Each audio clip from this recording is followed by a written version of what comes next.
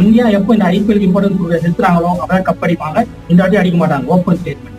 அந்த fan Wars, அந்த fan fights எல்லாம் இருக்கிற வரைக்குமே வந்துட்டு அது கொஞ்சம் கஷ்டமா தான் இருக்கும். ஏன்னா ஒரு பிளேயர் நல்லா பண்ணா வந்துட்டு இன்னொரு பிளேயர் ஃபேன்ஸுக்கு பிடிக்க மாட்டேங்குது. அவங்க வந்துட்டு இவங்களை புள்ளி பண்றாங்க. விராட் கோலி, ரோஹித் சர்மாவோட அந்த ஃபேன் பேஸ் ஃபைட் எல்லாம் முடிஞ்சிருக்கும். ஏன்னா அடுத்து வர சுப்மன் கில்க்கு, ஸ்ரேயஸ் ஐயருக்கு, இல்ல ருத்ராஜ் கேக்வாடுக்கு ஒரு ஃபேண்டம் இன்னும் கிரியேட் ஆகல. அப்படி இருக்கும்போது தயவு செஞ்சு அந்த ஃபேன் வார்ஸ் அதெல்லாம் இல்லாம ஒரு இந்தியா அப்படி, ஏன்னா 2007க்கு முன்னாடி பாத்தீங்கன்னா ஒரு பெர்ஃபார்ம் பண்ணா இவங்களுக்கு பிடிக்காம அப்படின்னு இருந்தது கிடையாது. ஸோ டவுன் தி இயர்ஸ்ல அது ஆனது காரணமே ஐபிஎல் தான். அதுவும் வந்து 2013 அப்புறம் எப்போ வந்துட்டு கோலி வந்துட்டு ஆர்சிபி கேப்டன்சியும் ரோஹித் எம்இ கேப்டன்சியும் எடுத்தாங்களோ தப்பு கிடையாது, நல்லா பண்ணிருக்காங்க. பட் ஸ்டில் அந்த ஃபேன் வந்துட்டு ஒரு வார் கிரியேட் பண்ணி அதனாலே தான் வந்துட்டு பாதி இது போயிடுச்சு. ஒரு வழியா தோனி அந்த இது முடிஞ்சிருச்சு.